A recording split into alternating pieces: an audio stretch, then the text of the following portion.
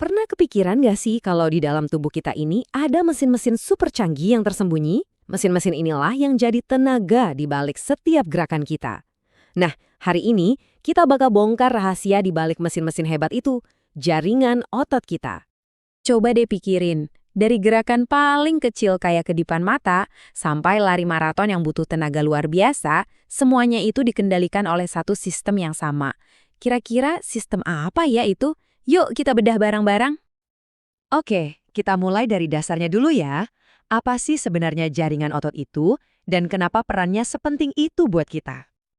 Gampangnya gini, jaringan otot itu ibarat kabel hidup di tubuh kita yang bisa berkontraksi untuk menciptakan gerakan. Tanpa otot, ya kita ini cuma kayak patung, nggak bisa gerak, nggak bisa makan, bahkan jantung kita pun nggak akan bisa berdetak. Tapi ternyata nggak semua otot itu sama loh. Tubuh kita itu punya 3 jenis mesin yang beda banget, dan masing-masing punya tugasnya sendiri-sendiri. Yuk kita kenalan sama ketiganya. Nah, sebelum kita bahas satu persatu, ada satu konsep penting yang perlu kita tahu. Jadi ada otot yang kerjanya nunggu perintah dari kita, dan ada juga yang kerja otomatis di belakang layar. Perbedaan antara kendali sadar sama kerja otomatis inilah yang jadi pembeda utamanya. Oke, kita masuk ke jenis yang pertama, dan ini yang paling kita kenal. Otot yang bekerja sesuai perintah kita, yang kita pakai buat berinteraksi sama dunia luar. Coba deh bayangin tubuh kita itu kayak boneka tali. Nah, otot rangka inilah talinya yang nempel ke tulang-tulang kita.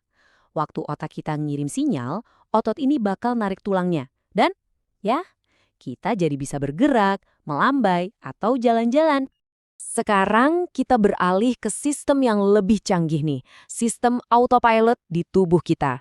Ini adalah otot-otot yang kita nggak lihat tapi kerja terus-menerus di dalam tubuh. Pernah nggak kamu secara sadar nyuruh perut, tolong cerna makanan ini ya? Ya nggak mungkin kan? Nah, itulah tugasnya otot polos.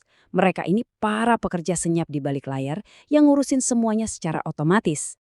Contoh paling keren dari kerja otot polos ini adalah proses yang namanya peristaltik. Jadi begini cara kerjanya. Pertama, otot di bagian belakang makanan itu bakal meremas. Terus, yang kedua, makanan itu kedorong maju lewat usus. Dan terakhir, ototnya rileks lagi, siap buat ngulangin prosesnya. Gerakan bergelombang inilah yang bikin makanan bisa jalan di sistem pencernaan kita.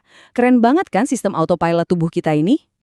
Dan yang terakhir, tapi jelas bukan yang paling nggak penting, malah ini yang paling vital, kita akan bahas otot yang super unik dan jadi penjaga detak kehidupan kita. Kalau ada CEO di tubuh kita, ya inilah dia, otot jantung.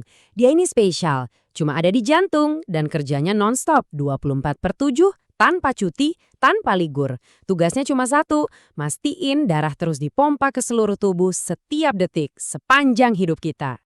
Coba lihat angka ini deh, 2,5 miliar. Itu bukan angka sembarangan loh. Sebanyak itulah kira-kira jantung kita berdetak seumur hidup. Gila kan? Mesin dengan daya tahan sehebat ini yang bikin kita tetap hidup. Bener-bener luar biasa.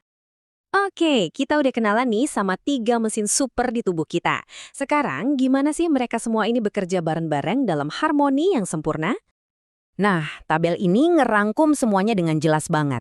Ada otot rangka yang kita pakai buat gerak sesuai kemauan kita. Ada otot polos yang ngurusin proses otomatis di dalam organ-organ tubuh. Dan ada otot jantung yang tanpa lelah mompa darah. Semuanya bekerja sama kayak sebuah orkestra yang harmonis dan bikin tubuh kita berfungsi. Sebagai penutup, saya mau kasih satu pertanyaan buat dipikirkan. Kalau otot kita ini adalah mesin-mesin canggih di tubuh, pertanyaannya adalah, apa bahan bakarnya? Apa sih yang ngasih tenaga buat miliaran kontraksi otot setiap harinya? Pertanyaan bagus kan? Mungkin itu bisa kita bahas lain kali.